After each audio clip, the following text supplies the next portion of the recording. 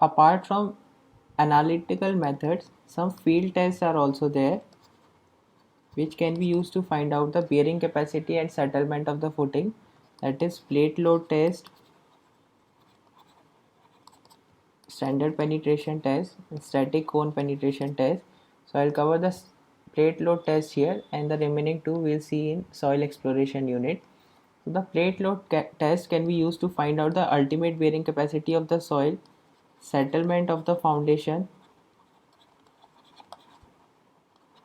and the allowable bearing pressure.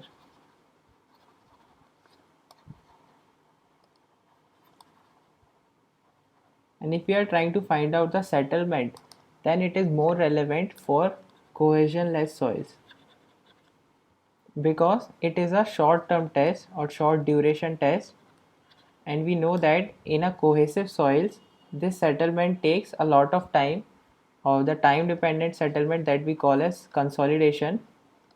So that cannot happen in this short duration. That's why it is more relevant for cohesionless soil where all the settlement is due to the immediate settlement. That's why it is more useful for cohesionless soils. So what we do in this test, we dig a hole and we put this arrangement here. This plate will be there.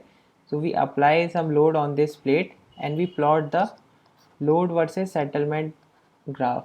So here will be load, here it is settlement. So from here this will be something like this depending upon the type of soil, and so from here we can find out the ultimate load and the settlement corresponding to that load. So we'll get our ultimate bearing capacity or the settlement of the footing, whatever is required. So let's see this procedure in more detail. What we do, we use square or circular plates here, and the size would be from 30 centimeter to 75 centimeter. So 45 centimeter and 60 centimeter can also be used. So this bigger dia is used if the soil is in loose conditions,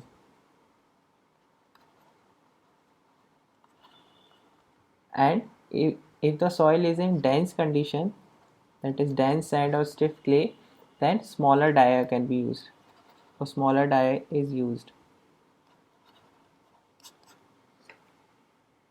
So this depth here, if we are trying to find out the bearing capacity, then this depth should be the depth of foundation, and this width here, this width should be at least 5 times the size of plate.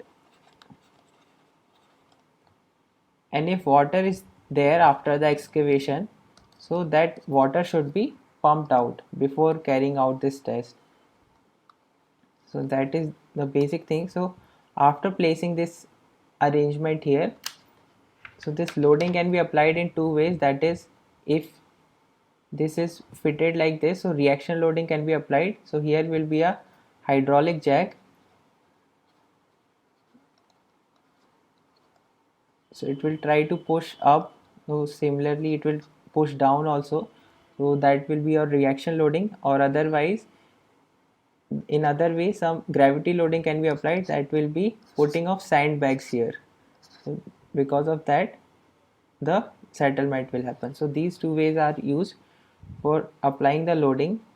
So initially a seating load is applied, seating load of 70 gram per centimeter square is applied, and then it is released so that this plate takes the proper place. After that load is applied in increment of 1/5 of maximum load. So if we will have some estimation of the maximum load, so the increment would be every time we'll apply the 1/5 of that maximum load on this footing. And other criteria can be, so at least 25 mm settlement should be there, so up to this point we should apply the load. So after application of one single load, so we'll apply one load and we'll wait for or we'll take the reading from proving ring at 1 minute, 2.25 minute, 4 minute, 6.25 minute, 9 minute, 16 minute, 25 minute, and after that at each 1 hour interval. So up to what point we have to take these readings? So we have to check that this, if we are talking about cohesionless soil, then when this rate of settlement is below 0.02 mm per minute, then we'll apply the next increment of the load. And minimum duration of this load would be 60 minutes. So this way the load is applied, and as I said, this curve is plotted. So from here we can find out the ultimate load, and from that ultimate bearing capacity and the settlement. Or the other way using which we can find out the bearing capacity. So we know that from Terzagh's equation that Qu is equal to, if we are talking about cohesionless soil here, C is equal to 0. And so when we dig this hole and we are not placing back this surcharge here, so if I write this equation, C NC plus Q NQ plus, for square footing this value would be 0.4 gamma B and gamma, or the square plate if you are using. So this is here is 0.4. Now C is 0 here and we are not putting back this surcharge, so Q is also 0 here. So Qu is equal to 0.4 gamma B and gamma. Now after that, from this we know that the net ultimate bearing capacity Qnu is equal to P by B square minus gamma dF, and it is equal to net ultimate bearing capacity. So the ultimate bearing capacity is equal to P by B square, and ultimate bearing capacity from here it is equal to this value. So P by B square is equal to 0.4 gamma B and gamma. We know this load here, we know the size of the plate, we know the unit weight of the soil, we know here this width is, again size of the plate is there.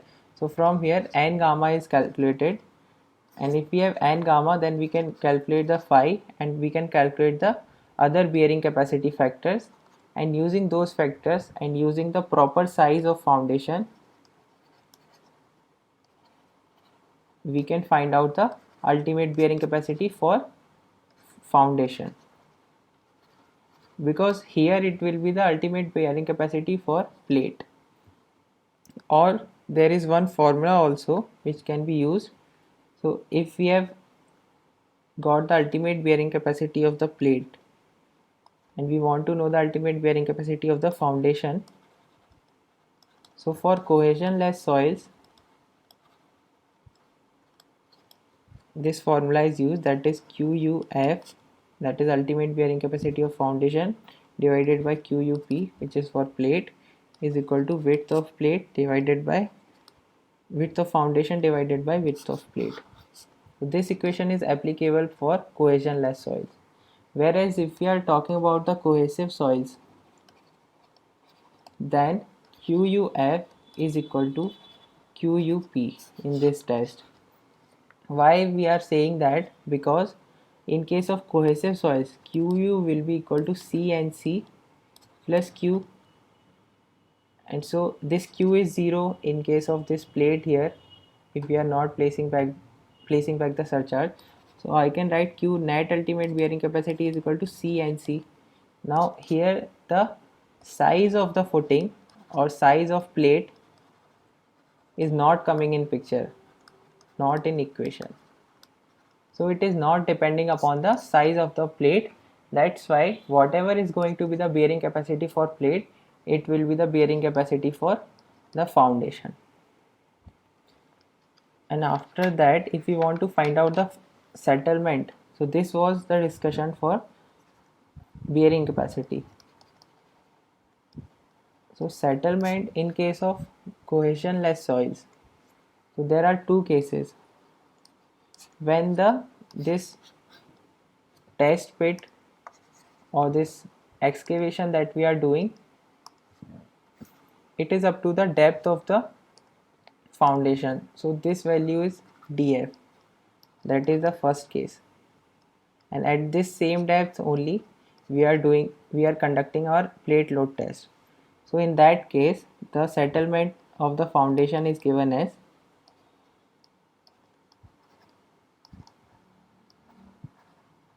it is equal to SF upon SP equal to Vf into Vp plus 0.3 divided by Vp plus Vf plus Vp into Vf plus 0.3 and the square of this whole term.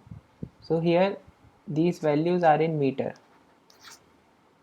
and so from here the settlement of the footing can be found out if we know the settlement of the plate, and the settlement of footing will be in meter. So if you are using 0.3 then this value is in meter. If it is written as 30 then Vf and Vp, these values would be in centimeter, so that you can understand. And case 2 would be when we are conducting the plate load test at this level and the actual depth of footing is here below, somewhere down this level. So let's say this distance here is t2, then a correction should be used. We cannot simply use this equation, we have to apply a correction. That is, we will first find out the settlement of the footing using this equation and we'll apply some correction to this equation or that value, and that correction is equal to SF into 1 upon 1 plus d2 by width of foundation and the whole power as 0.5. So this correction should be applied. This value here is d2, that is from the base of the plate load test what is the depth of foundation, so that is d2 here. So this way we can find out the settlement for a cohesionless soil.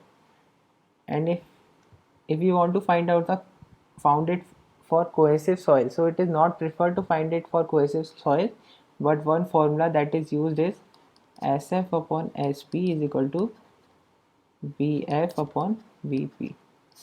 So this formula can be used for cohesive soil. But as I said, this test is more useful in case of cohesionless soils and not for cohesive soils. So last thing that we said that we can found from this test is allowable bearing pressure.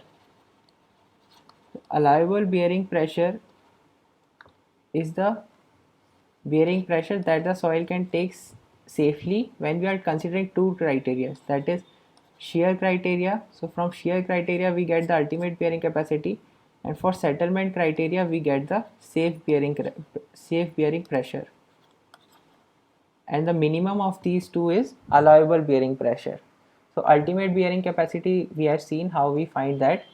Now if there is a limit on the settlement, so we can find out the what is the, let's say the settlement should be somewhere this x value. Now we can see that what is the value of load, that is QU, corresponding to this x settlement, and dividing it by the area of the foundation we'll get this safe bearing pressure. And so we'll check which one is the minimum, that is ultimate bearing capacity is minimum or safe bearing pressure is minimum, and the minimum of the two would be the allowable bearing pressure.